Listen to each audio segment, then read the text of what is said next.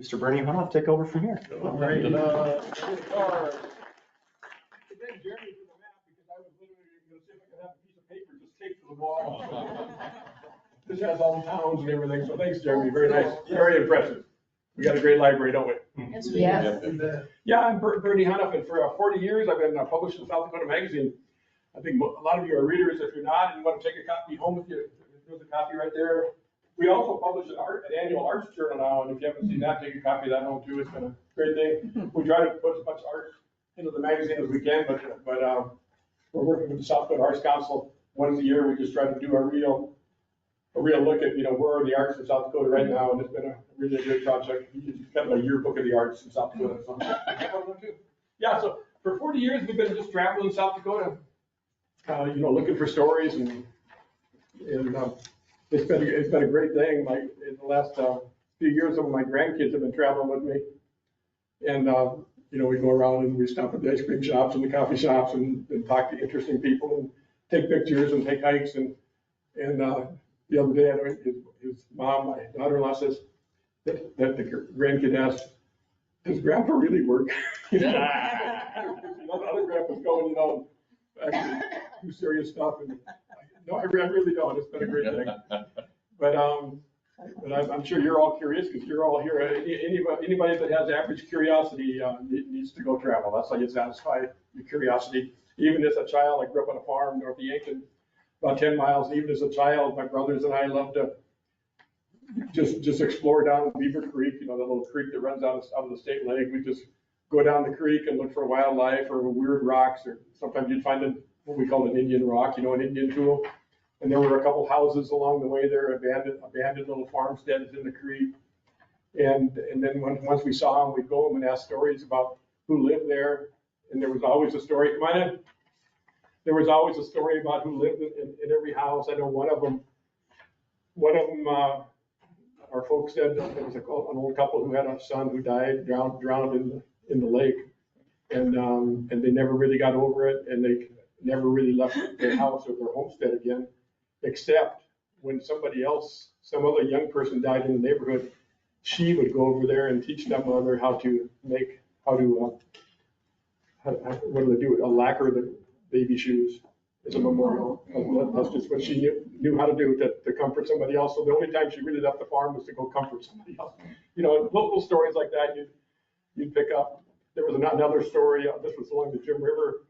We're a little older. We got to explore not just Beaver Creek, but the Jim River. That was a big step forward.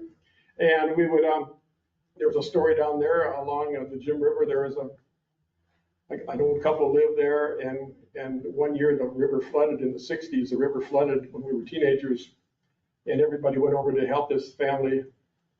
And as they were helping them, the old guy said, "Can you help me get this car out of the garage?" It was right by the river, this old tumble down garage. And they opened it up, and there was like a brand new, like a 1939 Ford in there. And apparently their son went off to World War II and never came back. And the car had been up on headers, and the car was up on blocks, and they never touched it. They just too emotional, I guess, for them. They just never touched the car. And so there was like an almost brand new car. It looks so brand new. We saw it. But everybody has a story. Every place has a story, and yeah, that's what we do. We just go out and collect it. And so I've got 3 tours I want to give you, and I'll promise I'll get you out of here by 7:30 or before. Could be some serious weather coming, so I'm sure you all want to get home. So I'll get you out of here in an hour or less. But before we get into the 3 tours, if you'd like, there's a few tricks you pick up along the way as you're exploring, exploring, working. This stuff, and I can give you just a few tricks that we've learned. One is to always leave room for surprises, and I think it's the number one most important one. And I learned it early on with the magazine. I was hurrying to Sioux Falls once to meet a great photographer, Joel Strasser, he was, when I was young, he was an old gentleman who had been a really great photographer in South Dakota. And I took the back road. So I did take a back road, I was doing that, but I took a back road past the Zion Lutheran Church by Vollen, and the morning light hit it just perfectly, and it looked like, the most beautiful thing ever. But I was in a hurry, so I drove on up to Sioux Falls, and I told Joel about it when I got there, and he said, well, I hope you got a good picture. And I said, no, I was in a hurry to meet you. And he scolded me. He was the nicest guy in the world, and he scolded me. He said, don't ever do that again. That will never look the same. He said, you may see it where it looks good again, but it'll never look like that. And really, he drilled it into me. And we did learn early on, and I tried to, hi Liz, thanks for coming. And I do try to teach the young, I often will have a young writer who, they're planning a trip to Aberdeen or the Black Hills or somewhere, and I say, you got some things to work on? And they'll show me a list like 805, 850, 905, and I say, no, you gotta loosen that up. You gotta leave room for surprises along the way. Because oftentimes they'll be the most interesting things you find. So that's number one, leave room for surprises. Number two, kind of have a goal. I mean, you don't want to overplan again, but kind of have a goal. I mean, are you interested in nature and foods, local foods and recreation and history? Different people are interested in different things. My brother Mark, the tractor dealer, if he travels, you got to go through all the farm equipment dealership yards. We did a story on grain elevators a couple months ago, a couple issues ago, and I can't tell you how many times I've heard from people who said, yeah, whenever we travel, we go look for the grain elevators. A lot of us wouldn't do that, but some people do. I imagine the Kapeskis go look at hardware stores when they travel. So kind of have a goal. Again, keep it loose, but kind of have a goal and know what you're interested in. Number three, kind of important. Don't really worry about getting lost, especially in this day and age with GPS for crying out loud. I mean, don't worry about getting lost. Just get out there and wander. There's a J.R. Tolkien who had the great quote, all who wander are not lost. But I mean, do some wandering, kind of get lost. It can lead to the most interesting things again. Number four, man, get on your feet and walk if you possibly can. The library had a scavenger hunt a couple weeks ago. You involved in that? They had a scavenger hunt around Yankton, and people were supposed to go out and find things. And one of the things that you were supposed to know was, where is Elvis in downtown Yankton? Anybody know where Elvis can be found? Boomers. Yeah. I couldn't think of anybody. I never go to Boomers. No, actually I do, and I didn't know. Yeah, there's an Elvis hanging on the west side of Boomers.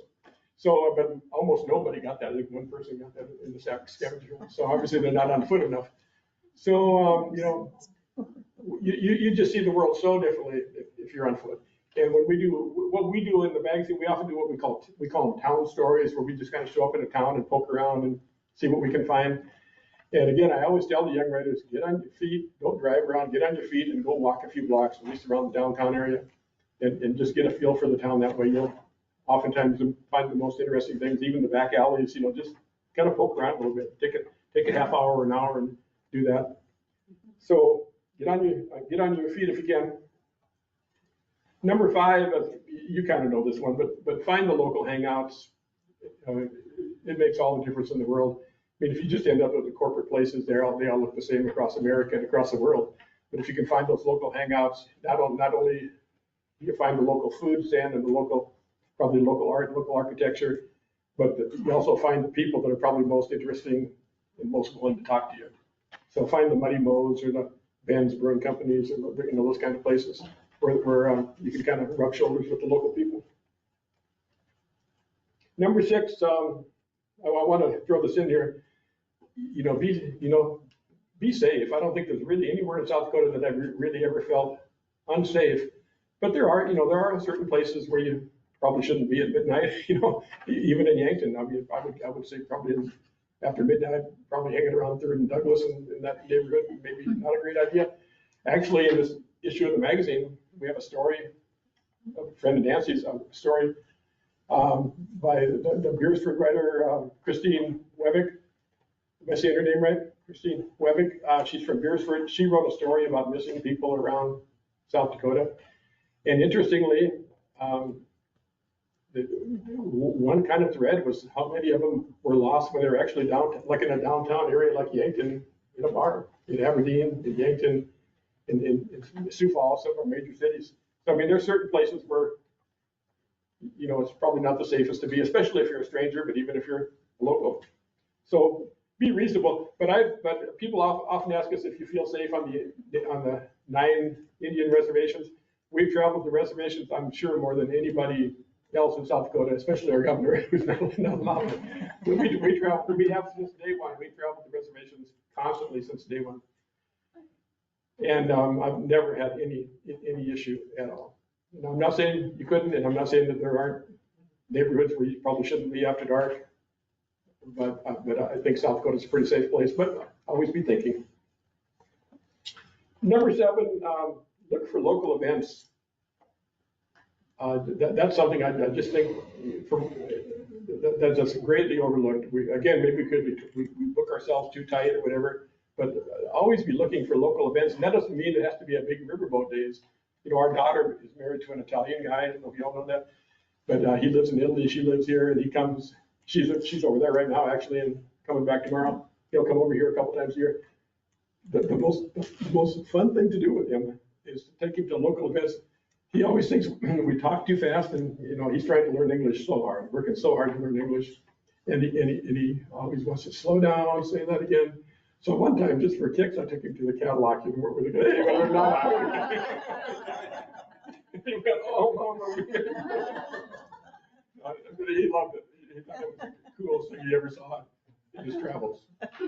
So the cattle auction is one that actually a lot of visitors, if they've not been there, it's probably like a fish market to us. If we would go to the Mediterranean Sea where he lives and go to a fish market, we think, wow, look at that. The cattle auction is just as exotic to him. I don't travel out of South Dakota too often, but this is our 50th wedding anniversary year, and my wife and I did go to, we took a river cruise from Amsterdam to Budapest, and it was really cool. For one thing, the river was just like the Missouri River, all the way through, same ducks and geese, Russian olive trees and cottonwood trees, and the river, the architecture. We don't have the palaces, obviously, and all the old World War II history, but the river itself looked a lot the same. But the coolest thing, I think we both agree, a lot of cool things, it was all great. But when we got to Budapest, we had a couple of days to kill before our plane returned home. And we walked around Budapest and we came upon this old University of Music place started by Franz Liszt, just in a grand old building. Students running, a little bit like Mount Marty students running around, And so we went in and asked, could we get tickets to a performance? Because there was all these performance schedules and days. And they said, yeah, you can have tickets. And they handed me a couple tickets. There was no charge because the students were doing their finals. So they said, just come tonight and here's the tickets. And we went that night, it was full. Apparently you did have to get a ticket in advance, but it was it's the most beautiful music I'd ever heard. And of students from all over the world playing violins and all the music. So just kind of search out whatever kind of local event you could be at. You could even be a GAR hall, art exhibit, or, things like that. But I mean, you can really get a flavor for a community or for a culture if you look for those events. So let's get to the tours, okay? So what I did, and what they asked me to do was come up with 3 tours of South Dakota. And it's a good thing they asked me to, because this is what we always are doing. We're always trying to show readers what you can do, how you can explore South Dakota. Normally, we go to a town and explore a town and tell people about a town. And sometimes we've done highways, like this is what you see if you take Highway 18 to the Black Hills or Highway 14, or we've kind of focused on highways and towns before. We have a travel book, and we've been thinking about, it's getting kind of outdated. We're thinking about redoing the travel book, and we've actually thought about doing loop tours, like, just 5 or 6 loop tours from the Yankton area or from the Aberdeen area, Sioux Falls area. So that's kind of in the back of our heads. So it was kind of cool that the library asked me to do this, because it kind of got my head into this. It's a little bit different than what we normally do. So I'm going to start with, and I've got handouts. And I didn't have enough. I apologize. If anybody wants one, I'll be happy to email you a copy of this. And just put your email down over there, and I'll be happy to send it to you. Or we could make some more paper ones if you want a paper one. And one lady said she doesn't have email, so she can have my copy if you catch me before I go. So let's start out with the Yankton to Marty River Loop, okay? This map will be great. So on my notes here, we leave Yankton. I think most of these, I think if you just drove most of these, by my reckoning, if you just drove them, regular speed limits and everything, it'd probably take you 2.5 hours, maybe 3 at the most, probably less than that. So I think most of these, when you plan your stops and everything, they're probably 5, 6, 7 hours, depending on how much you poke around, okay? So if you leave Yankton, actually I don't have Tabor on here, but there's 2 places along the way here. Have most of you seen the old Chalkstone Church, just about 10 miles out of town? That's actually be a pretty cool stop, and one I probably should have put on here. And then at Tabor, actually, I mean, it's an easy stop. And Tabor they've got a kind of a pioneer park downtown, if you haven't seen that, or maybe if you've been there at check days and too many people to really see it properly. Actually, it's worth a stop in Tabor as well to see that. In that beautiful old Catholic church that I hope they're going to halt services in that old church. But that church itself is really quite a sight. So there's a couple of things in Tabor that you might see that aren't on here. But I recommended going on to Tyndall. Here we go. Get this all right here. That should work out pretty good right there. Going on to Tyndall. How many of you have been to, they don't call it Rube's Bakery anymore because the Rube's, they ran it for decades and decades, but they recently sold it. But there's, South Dakota has quite a few really cool bakeries. None of them any better than the Tyndall Bakery. And they've got some of the local ethnic foods at the Tyndall Bakery, kuchen and kolaches and some of that great thing. Nothing better than a poppy seed kolache. I would recommend that. But not many people know. A lot of people know about the Tyndall Bakery, but how many people know that Tyndall has an Eiffel Tower? Mm-hmm. Yeah. That's pretty cool. And it's been there a long, long time. I think it went up. And I did this all from memory. I meant to go back and check my dates, but I don't have all my dates right possibly. But I think it's been there since 1898 or 1900. The Eiffel Tower has been there a long, long time. It was actually built as a kind of a memorial to the Spanish-American War soldiers. And I think it was built right after the war. So it's been there. It's on the courthouse lawn. It's easy to find. And it's a pretty cool deal. I guess somebody at that era came up with the idea that they would go around and sell these towers to courthouses around the country. And I'm not sure how many they bought, how many were sold. Maybe one. Yeah, maybe I don't think a lot. Then go on to Avon. From Tyndall, go on to Avon. And I've always loved the men's greenhouse. Anybody ever shop there? Just a really cool place. That men's family has been doing that, I think, since the early 1950s. I mean, so what is that, 70 years? And it's just a really cool place. Man, sometimes they'll get some shipments of things from far away that you won't find anywhere else. They have some old, they were new, some pottery vases for outdoors that were at one time that must have came from South America. I mean, it just looks like some old adobe-looking pottery. They just are good, interesting people who are coming up with some really funky things. And plus, they give you all kinds of great growing advice. They tell you don't water the tomatoes so much because the tomatoes get the taste from the ground. And if you kind of make them kind of hungry, the roots will go deeper in the ground and bring up more taste. That's why the tomatoes that are raised in the factories just don't have that taste because they don't have the roots going deep into the ground.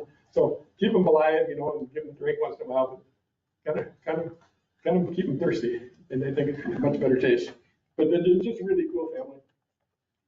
So then going up to Wagner, and Wagner's a fun town. I could have probably found a few things to do there, but you can't do everything. But if you're looking for a place to stop, Wagner's a fun place to just hang out. So then you leave Wagner and you come over here and you'll see the Marty Road. You come down here and at Marty, little Indian village, there's a beautiful church, St. Paul's Church, Catholic church. It was built, I think, in the 1940s. And it looks a lot of the same material as our Bishop Marty Chapel here. In fact, it looks a lot like our Bishop Marty Chapel, except it has the stained glass and the murals and all the stuff all have Native American motifs and symbols and legends. So a one-of-a-kind Catholic church for sure. It's usually open. If not, they're usually, whenever I've been there, you can always find some friendly person who would open it up for you. It's often open. So that's the first thing. Plus, you get a chance to really see a little Indian. There's still a school there, a little boarding school in the church, and you actually get a chance to just see what a little Indian boarding school town looks like. Almost a throwback to the 1950s and 60s. If you want to take a little side trip, I mentioned this in here, I think, yeah. If you want to take a little side trip, there's a gravel road that runs west out of Marty. There's just this one road that runs west. and take it almost to the river, and you'll see a little chalkstone village off to the right, just as you go down the hill toward the river. And I'm sure they're still there. The barn was in very good shape. There's a few houses and a granary and some other buildings, I think a community hall. And that was rising hail. That was an attempt by the federal government in the 1930s to kind of turn the Native Americans into Hutterite colonies, and it failed miserably. When we did a story on it some years ago and actually talked to some of the people who lived there, and it just wasn't the Native American way at all. They're too independent. So, interesting story. Some of the women remember, the men blamed it on the women. They said the women would get in fights because the kids would get in fights, and then the women would all go and defend their kids. that was one of the guys' excuses, but I'm sure there were many reasons why it failed. But the buildings are still there. It's kind of cool to see. So, and the chalkstone, of course, was carved from the chalkstone cliffs right along the river there. Of course, when that was built, the river it's been dammed since then, so the river is bigger now than it was. So then go back to Marty and head on down what I call the Greenwood Road, which kind of winds down along here, takes kind of steps down along the river. And as you go down along the Greenwood Road, you'll see a cemetery and a memorial, both related to Strike by the Reed. I thought our bridge should be called Strike by the Reed, but they didn't take my suggestion. Strike by the Reed was a really cool character. According to legend, he was a baby when Lewis and Clark came through. And the story is that Lewis and Clark wrapped him in an American flag and held him up and said he'll be a great leader. And who knows if that's true? He was born the year Lewis and Clark came through. And he did grow up to be a great leader, so he sounds like true. He was a feminist, an environmentalist, a peacemaker, and a really great negotiator. He negotiated the 1858 treaty that if everybody would have stuck to it, life would have been a lot better for a lot of people, probably. We might have avoided Wounded Knee and some wars down the road. Yeah, a really smart guy, probably helped negotiate the big shots in Washington, D.C. He went to Washington, D.C. and negotiated the 1858 treaty. So quite a cool character. I say he was a feminist because when the white men came here, and he really urged the Indian men and the white men to respect the women. Some bartering apparently was going on that he disapproved of, or some trading or bartering that he did greatly disapproved of, and so he stuck up for the women. He was an environmentalist. He saw that the white people were starting to cut down all the cottonwood forests that surrounded the river, and he told them that these trees take a man's lifetime to grow. I think is how he put it. They take a long time to grow. You cut these all down, you're not going to have more in 5 or 10 years. It's going to take a long time. So he was really a visionary ahead of his time. So his grave, and kind of a crude likeness of him is along there, and there's also a memorial to the 1858 treaty. And that whole road is just kind of an interesting place. Again, you're on the Yankton Sioux Reservation, which is just an interesting look at an interesting and troubled place. So you're going to wind your way down here, and eventually, Highway 37 comes out of Springfield and winds to the southwest, and eventually you'll run into Highway 37, and we want to get you across the bridge here at Standing Rock, here at Redding Water. So you've all been to the Redding Water Bridge, most of you. If you take the time to go and poke around running water, the little community, do that. It's really to me it's what you do. To me, you would think that the river would be full of little communities like Running Water. It's just a cute little happy little fishing village. Really is what it is. It's fishermen and people who love the river who hang out there. It's almost like to me like a poor man's Martha's Vineyard, something like that. You can just tell that these are happy people just by seeing the way they take care of the yards and the things they hang on the fences and everything. You just see this is a happy place. Kind of like I always say a poor man's Martha's Vineyard.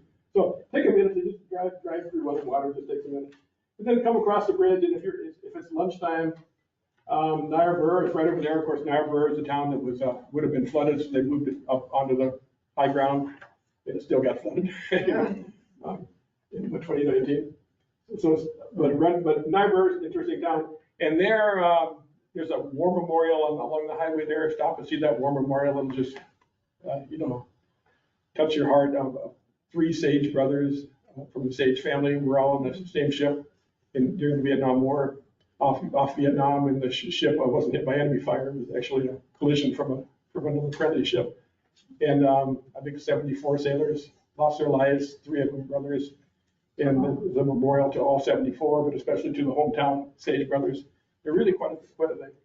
People come from all over the country to see that memorial. Good place to eat. There's a Two Rivers Saloon, I think is the name of the little saloon there. It'd be a good place to just hang out. And if you're interested and have the time, go see the Niobrara State Park, which is just right outside town. But then come on back down. So let's take Highway 12 back to Yankton, and come on over here, and you see here's the casino. Just before you get to the casino, there's a road.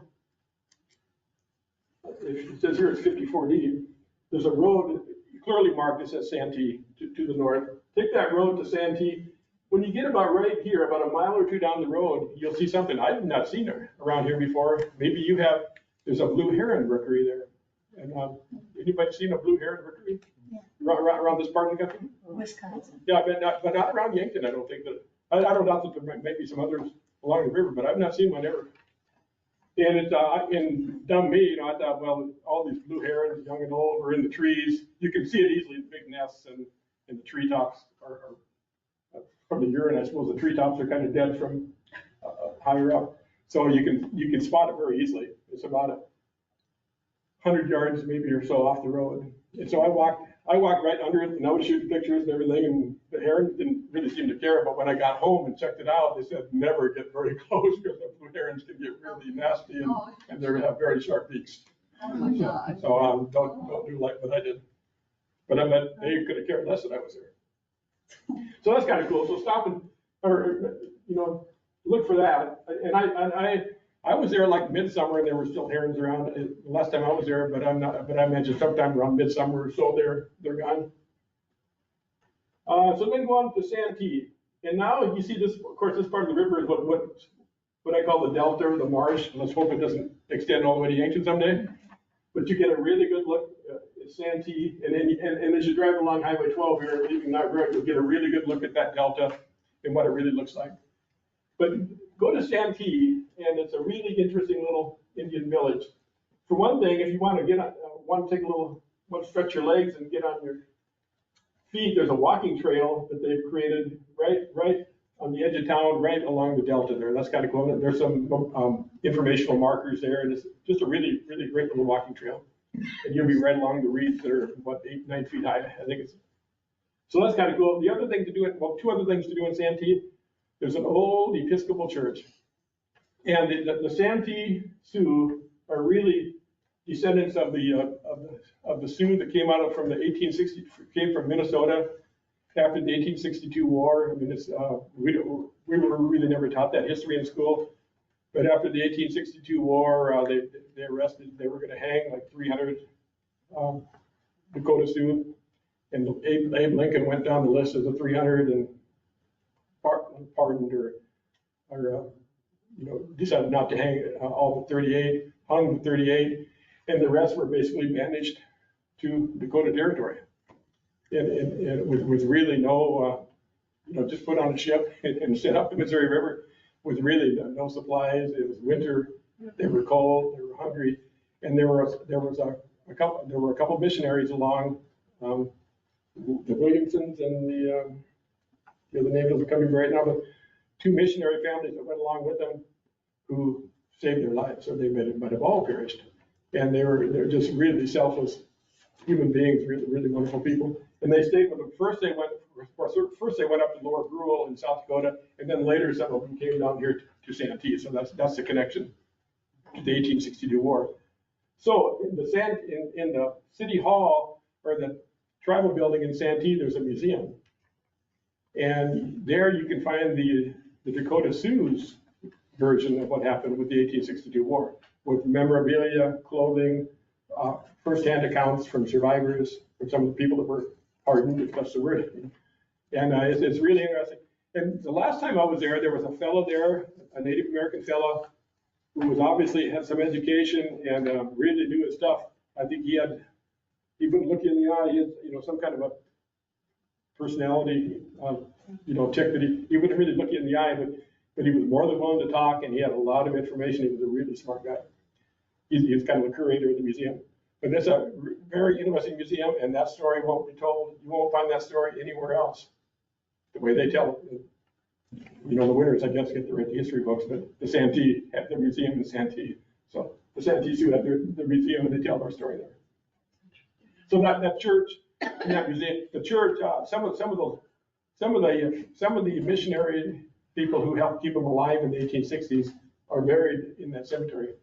So that's kind of cool, along with all the rest of Native American graves. So we'll get back to Highway 12. You're all acquainted with Highway 12. And I was going to put on here, I better speed this up. I was going to put on here that another route you could take. You could come through Devil's Nest, the Devil's Nest development area on your way back. But I didn't know exactly which road to turn you off on. I think it says road by Lindy here, but you can find it on a map if you want to. And if you haven't seen the Devil's Nest area, that's kind of interesting to come back that way too.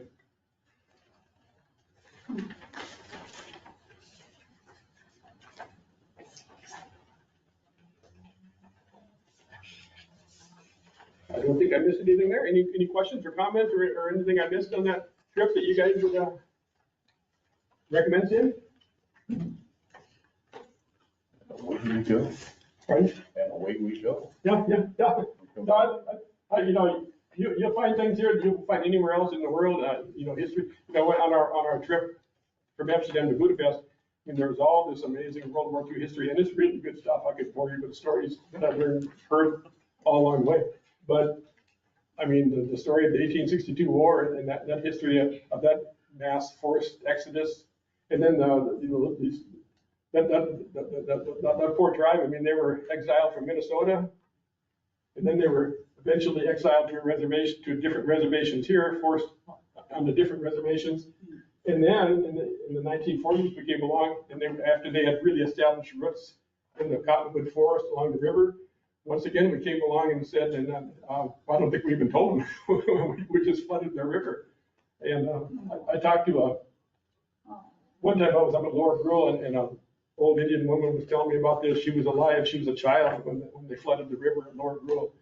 And she said, "You want to see something?" And she took me down to the river front, and there was a path that led down to the river. And she said, "Down there," she said, "that's where we live, right over there." And she's pointing out now 100 yards in the water.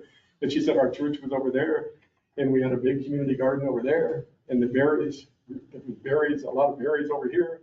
You know, she remembered it all, and she was crying. And we forced her out of her home that had been a home for, I suppose, about 3 generations. They just had created a whole life down in the cottonwood forest. So, I mean, that's, to me, as powerful as the stories you hear in Germany. So let's do the Custer Loop. Bernie, we did get an extra Custer loop. Oh, So if anybody needs it, you know, over there. I'll take one. There you go. yeah, and again, for those who came in late, I'll either make you one, or I can send you an email if you want a copy of this, okay? So I gotta get the map going here. The one map, right? Thanks, Merle. You bet.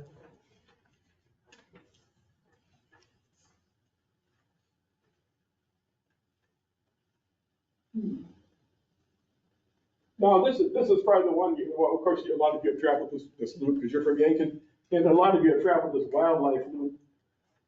I bet just about everybody's been on the Custer Wildlife Loop, right?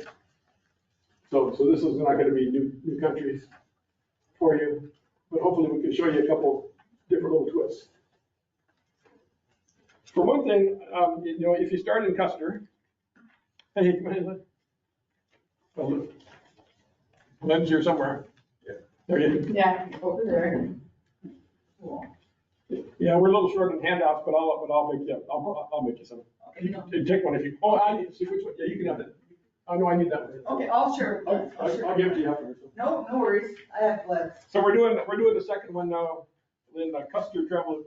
So you know, if you start in Custer, and you always need a starting point, obviously with these things, you can start wherever you want on the list, but if you start in Custer, there's something new there, just a couple years old, a little restaurant place called, I don't even know what to say it, it's H-J-E-M, I say him. Himes. Himes, H-J-E-M, a Scandinavian word. and it's run by, anybody been there?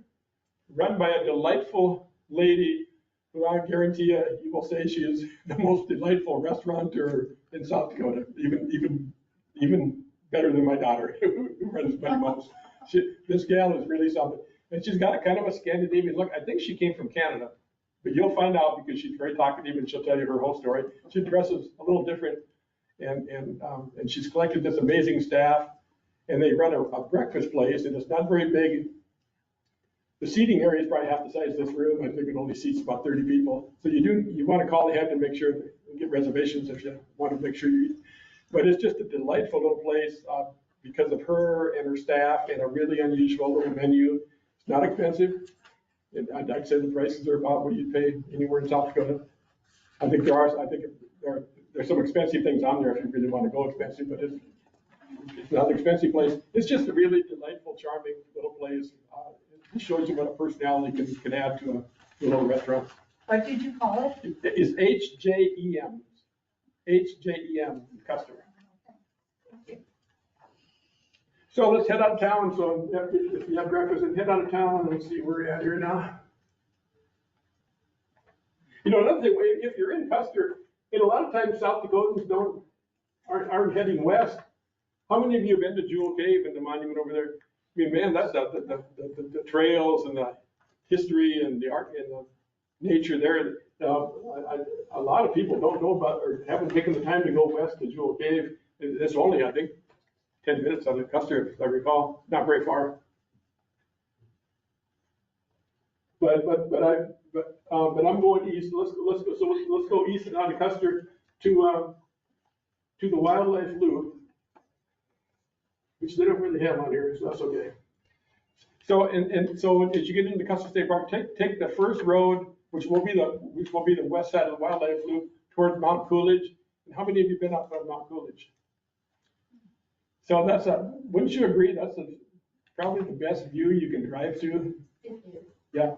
You know, there's other views you can get if you can walk a couple thousand feet up, and that's all great. But if you want to drive to a great view, it's Mount Coolidge. And I don't know. I mean, Blackout Peak gets all the credit and everything for the amazing views. To me, it's maybe as grand a view as Blackout Peak. It's 6,000 feet, so it's not quite as high. But it's really an amazing view of West River, South Dakota, Nebraska, Wyoming. You know, you just in the Black Hills, of course, you can just see forever. You can walk it. It's pretty steep, but people do walk it. So if you feel like you want to walk it, that's okay too. And on a busy summer day, it would be I think you have to walk along the highway, don't you? So I'd be a little worried. I've never walked it, obviously. So I'd be a little worried about traffic on a real busy day and dust. I think part of it's a dirt road, but it's an easy drive up, and it's just an amazing view. There's a fire lookout tower atop, a very, very scenic place to take pictures and relax and just stretch your legs a little bit. So I would really recommend doing that. So now you're on the wildlife loop, so which is not here. So you just will take the wildlife loop around, and you should take. A lot of people forget to take carrots for the donkeys. Not everybody knows. Those donkeys were just. I think they were just pack animals that were released from. I think maybe they used them for hiking up Blackout Peak. I think in the 20s when they were building Mount Rushmore, or they were used by the crew at Mount Rushmore. But they were just work animals around Mount Rushmore. And at some point, they realized trucks were probably more efficient than mules, and they just turned them loose, and they've been out there ever since. And they can be pretty aggressive. Be careful of that. I don't know that they've ever bit anybody. I've never heard that they've ever bit anybody, but they can be a little aggressive. So be a little careful. Only the ones that don't bring carrots, maybe. Yeah, exactly.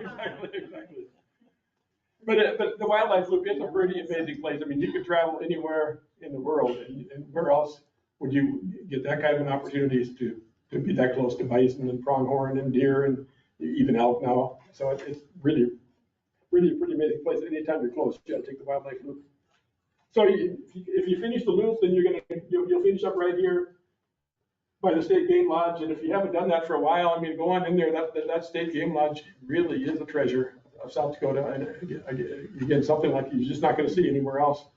A lot of people don't know this, but Frank Lloyd Wright actually had his hand a little bit in building that. When the other lodge burned, Frank Lloyd Wright, some of the big shots in South Dakota thought, well, we need a Frank Lloyd Wright building. And he came out and actually, he was a young man at the time. He drove through the Badlands at that time, and he had beautiful comments about the Badlands. He thought it was like hell on earth. You know, it must have been a really hot day. He had really bad things to say about the Badlands.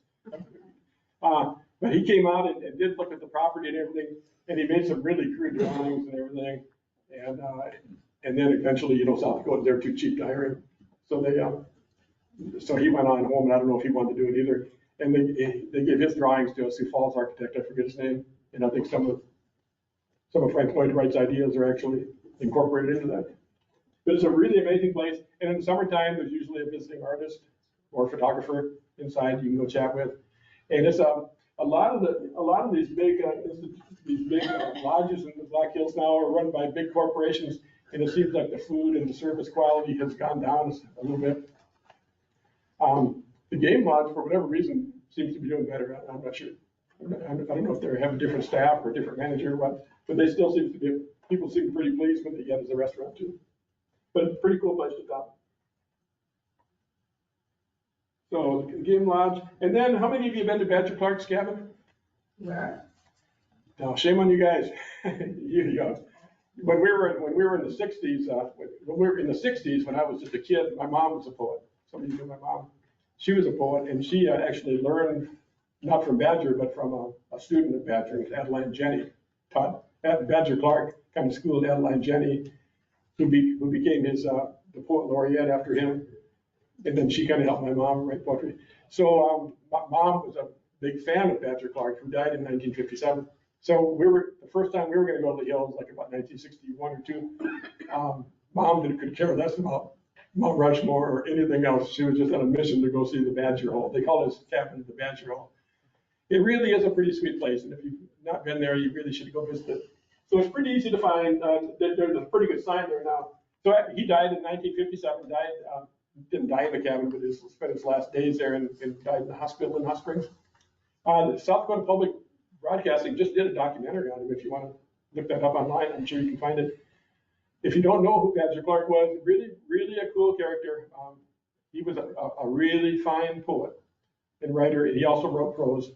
A son of a Deadwood minister, and he fell in love very early in life in Deadwood, and to a girl from a wealthy family, and her parents didn't think he had much going for him as a writer. So the parents discouraged it, and he ended up going down to Arizona and kind of feeling jilted.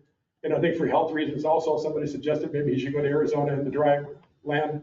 So he went down there and lived alone on a ranch, or worked on a ranch, not alone, but he was alone a lot, and he started writing, and words came easy to him, and he wrote about the cowboy life, and then eventually made his way back to South Dakota, and he built his own cabin in the Black Hills, and lived there for 30 years and wrote. And he wasn't really a hermit. He loved people. He would walk into Custer, or it would be a long walk. He would walk into Custer or Hill City sometimes.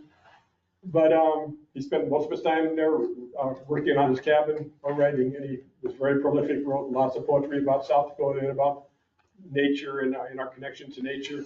He was really South Dakota's Henry David Thoreau. I don't think Thoreau was only in his cabin in the forest for a year or less, wasn't he?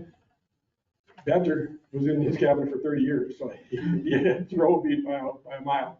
And really cool character.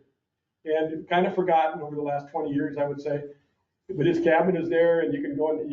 His typewriter is still on the desk, and his boots are by the bed. And even more interesting to me, he carved out trails that he would walk through the forest, and you can walk on the same trails that Badger Clark walked on. So pretty cool deal. So I would go see the Badger Clark cabin.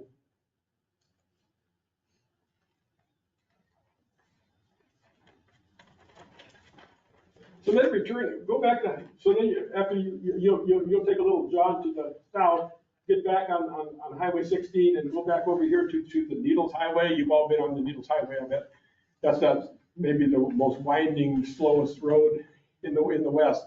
but really a cool place that you know, sometimes South Dakota's want to avoid it because they think it's so slow, and again, I'm in a hurry, but every few years, you really should travel the Needles Highway.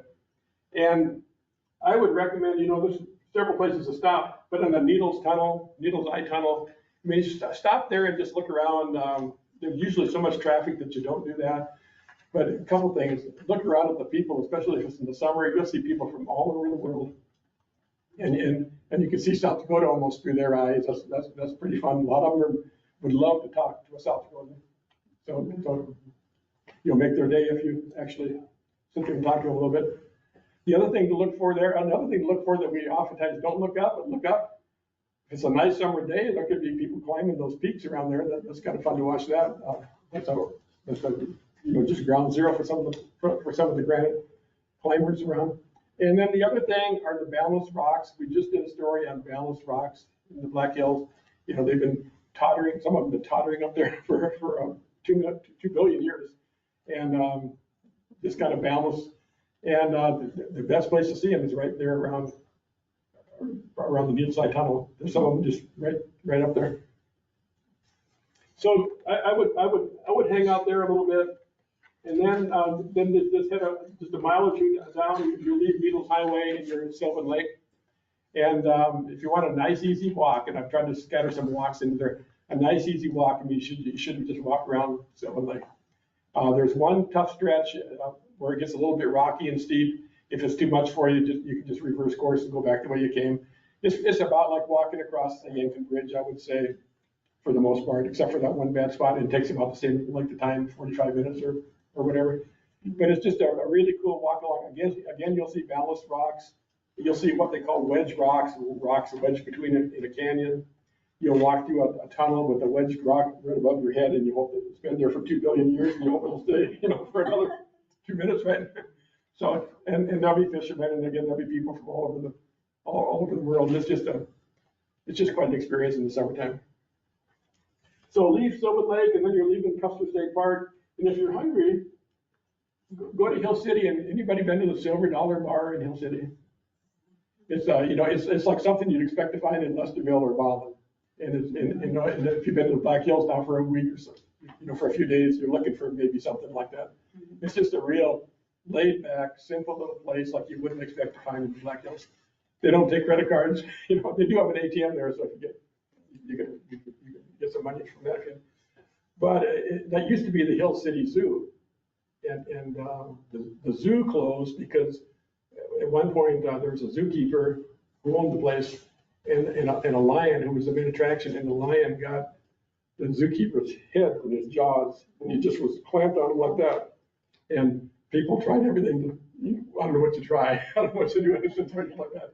But people were trying everything, and finally they called the sheriff, who came from like an hour away, and the sheriff came, and they just didn't know what to do.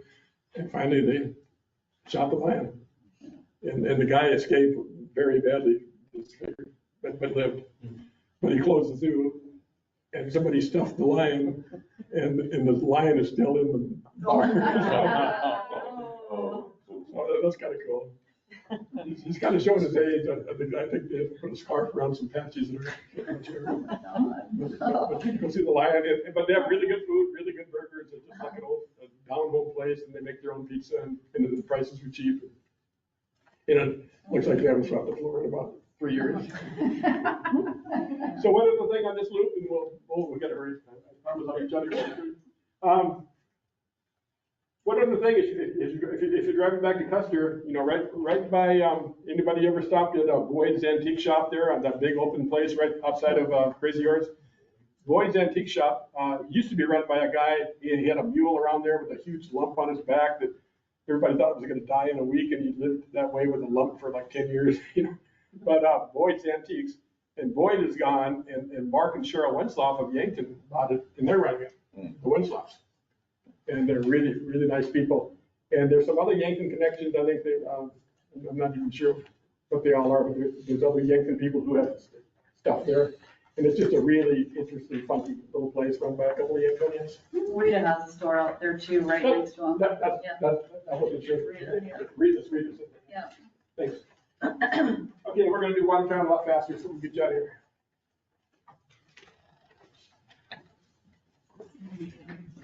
We're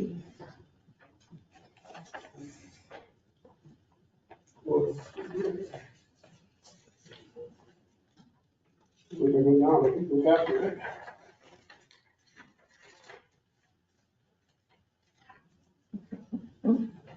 North American Library.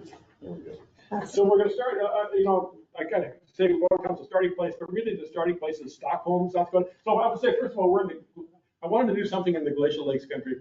I think so many South Dakotans, I know a lot of our readers, if they're not from this northeast corner, some of them don't even know what the Glacial Lakes is, and they know nothing about it. They haven't traveled up there. If you haven't had reason to, they just, you think if you're gonna have fun, you're gonna go to the Black Hills or Minneapolis or somewhere, and people just don't take advantage of the Glacial Lakes of South Dakota. Actually, Minnesotans are the ones that kind of quote discovered it. When they first started the magazine, you could buy lake cabins and lots there for a few $1,000s. It was just ridiculous. And Minnesotans, realizing that this was pretty special country, started moving in and buying things up. So a lot of times you go around the lakes now, you'll see the homes are full of Minnesota Twins and Vikings fans and Minnesota Guards.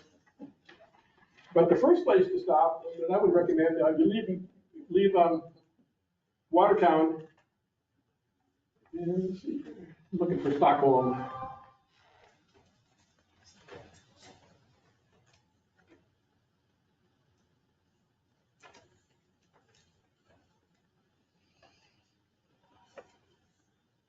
Should be right here.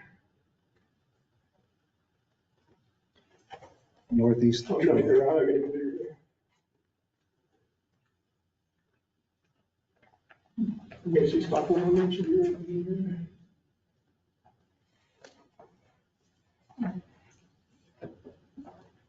Maybe it's not on this one. I think it's further north. Oh, there you go, thank you. Right, thank you. Right there. So you leave Watertown, come up over to Stockholm a little bit, probably a 20-minute drive or 30 minutes from Watertown. Stockholm, a town of about 50 people, it's like a Meckling, I would say, really small place, but it got all these cool deals. For one thing, I think he's a rocket scientist, if I'm not mistaken, a really smart guy running the cafe there. He came home for his family reunion a few years back, and the cafe had just closed. And so some lady said, so what are you doing? And he said, I'm retired. And she said, well, good, you can come around the cafe. Well, he did. Sometimes all it takes is a suggestion. And he has a son who's got some disabilities. So he and his son run this cafe, Alice's Restaurant, like the Arlo Guthrie song, right? And it's just a small little place. And if you're going for coffee, the women are all in one, there's 2 rooms, the cafe and a kitchen. If you're going for, the women are all in one room and the men are all in the other room. It's kind of like church in the 50s. And they make one noon special, tater tot, casserole, or roast beef or whatever. And when the special's gone, you're out of luck unless he'll fry you a hamburger if you want. It's just a really, really cool place. And it's Alice's Restaurant, but it's an old hotel and there's 3 or 4 hotel rooms on top. And you can get a hotel room if you want. And it's just a really sweet place and really good food, actually. Also, there's a piano museum in Stockholm. A guy named Stephen Meister, he's a piano tuner. He's been collecting pianos for 30, 40 years and collecting some really rare pianos.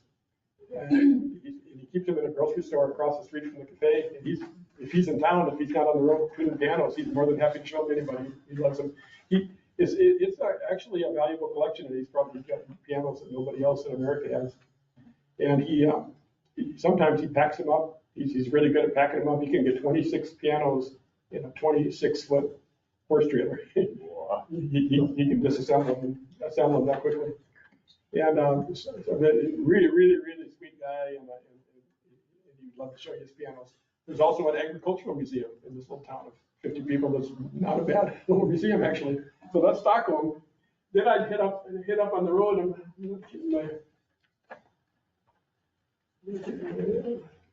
bearings here.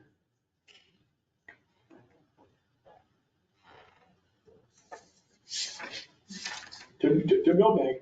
Anybody spend any time in Millbank for a while?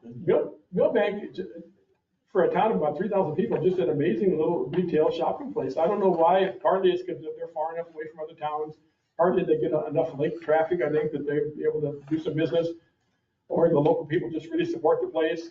Or there's a big Valley Queen cheese plant there that hires, employs a lot of people. So for whatever reason, Millbank It's a very unusual town with a Main Street. I love Yankton's Main Street, but I think their Main Street has things we don't have, just a really active little Main Street with lots of shops. My wife loves to go up there and just hang around. Plus an old historic courthouse right at the end of Main Street, just the way they used to build towns, So it's worth stopping in Millbank.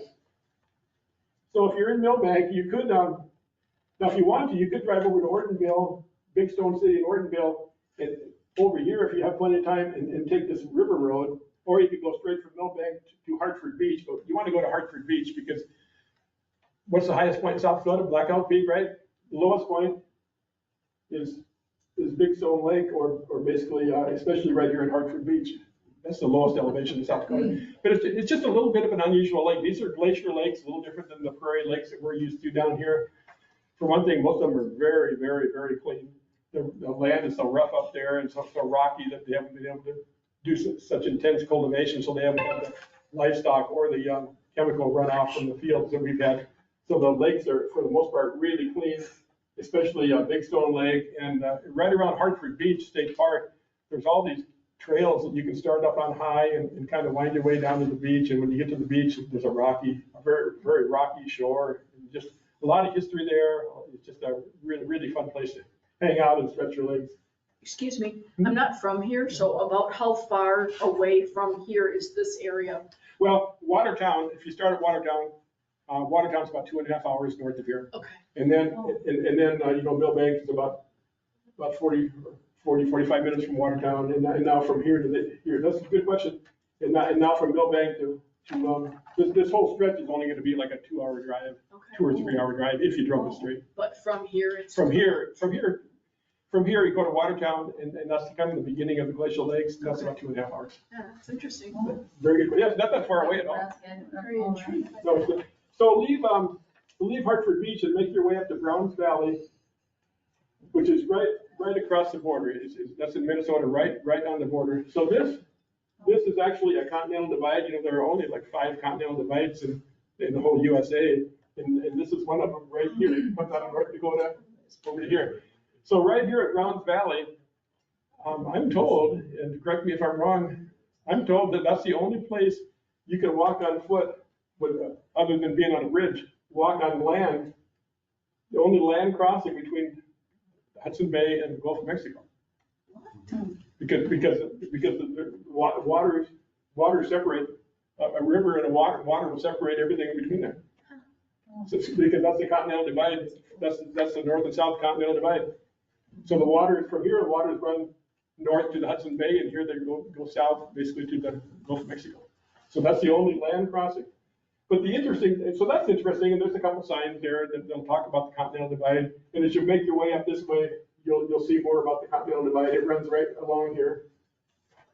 The other interesting thing is, the great story of Paul Revere. We talk about history, and Paul Revere is a big deal, right? The reverse Paul Revere was Sam Brown of Browns Valley. After the 1862 war, tensions were so high, and I think it was about 1865.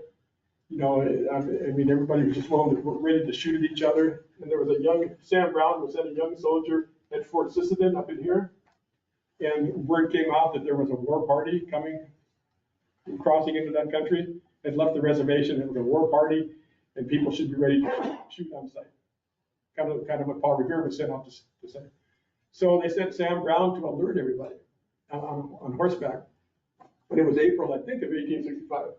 And he rode, I think, about 100 miles across over into here to alert everybody to shoot on sight. When he got to the Aberdeen area somewhere, when he got to where he was supposed to stop, he was told, no, that's not a war party, that's a family hunting party. And he thought, oh my God, he said, I've just created another war. And so they sent him back to retrace his steps. And as he went back, an April blizzard set in. And it took him, a long time, and he froze in the saddle. And he did manage to go back and alert everybody along the way that he told that it's a family hunting party. Yeah. He got back to Fort Sisseton. He was frozen to the horse and saddle. He never walked again. Oh. And so they moved, in 19 years old, so they moved a cabin to Browns Valley, which was named after his father. And moved a cabin there from Fort Sisseton, and that cabin is still there. He lived in it his whole life. The cabin is still there, and now it's a museum to Sam Brown's ride. And the wheelchair is in the museum, and all the information about the 1862 war and his part in, and that's a pretty cool place. So then leave Browns Valley, go up to Sisseton. I'd go just a little bit. This is again an interesting town to just stop in. It'll be a little different town than you're used to, a Native American influence, and not as prosperous as Millbank, but an interesting town to hang out in. I've been there for a few years. But then go west of Sisseton, and there's a Nicolay Tower. Joseph Nicolay was an explorer that came through here in the 1830s. An amazing explorer, actually. He drew maps of the rivers and the regions here that are as accurate as anything you get, almost as accurate as a satellite map today. Amazingly accurate map. So Joseph Nicolay came up through here. When he got right up here on this hill, he wrote in his journal, "Now I have seen the most beautiful place in the whole world." And he traveled, from France and everything. So a banker in Sisseton read that in his journal, and the banker, Harold Tornes, he's the kind of the creator of the Slavic tape letters. Anybody see that? I guess I think I'm telling you about. He built a tower here, so you can all enjoy the view that Joseph Nicolay saw. So you climb up the tower, and there's an interpretive center, and it talks about the Côte de Prairie, where this country is called Côte de Prairie, and it talks about the continental divide. So good interpretive center there. So then I'd go back to Sisseton, head down on your way home. Stop at the Wilmot Visitor Center. The nicest visitor center I think you maybe will ever see, at least in the West. It's certainly the nicest one in South Dakota, and better than anything I've seen in Nebraska, Iowa, Minnesota. A really cool visitor center with a beautiful view of the continental divide and the prairie that Nicolay loved, and lots of historical, and it's kind of a mini museum within the visitor center. So that'd be important to stop there. And then if you think you've got time, that'll be right here. If you think you have time, you make a little dash over to Waubay. Waubay, a family runs the Purple Cow ice cream shop, but it's more than an ice cream shop. It's actually worth the stop. This really cool family. Jorgensen's, I can't remember the name right now. The Purple Cow they also run a meat locker in town, and they make all these brats and hot dogs and meats and jerkies and everything. So they sell all them in there, and they just sell all sorts of interesting things. It's really a funky place. And the kids they're like a little Hutterite family. The kids are running the ice cream shop, and it's just a really, really cool deal. So it's actually worth the 10 miles off the highway. Or you can, if you get over to Waubay, you can there's a back road that you could take back over here to Watertown. And if you get back to Watertown, Watertown's a fun place to hang out. You talk 2.5 hours away. It's got a zoo, a really pretty cool zoo. Not as big as Sioux Falls Zoo, but a very nice zoo. Everybody been to the Redland Art Center? Those Redland pictures, you might say I can take or leave Redland's paintings. If you see them, the originals, it's just a whole different thing. It's just really, really something to see the big originals. And that's all free. And Dempsey, there's also in Watertown, there's a Dempsey's Brew Pub. We're working on a story on this guy.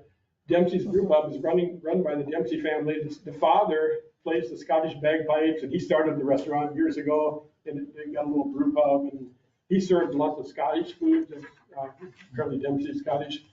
So, and he would come out and play the bagpipes for customers if he ever got caught up in the kitchen. Well, now his son is running the place with him, and his son has become like a world champion pizza maker. He travels all over the world. He just came back from France, I believe, and won some pizza competitions in France, and he's doing all these unusual things with pizza. So it's like something you maybe wouldn't expect to find in South Dakota. So now you're back in Watertown. So those are the kind of things that the important thing in either of these trips. These are things we found. You'll find totally different things, and so leave time to be surprised. So that's kind of what I do for a living, right there. Thanks, Owen.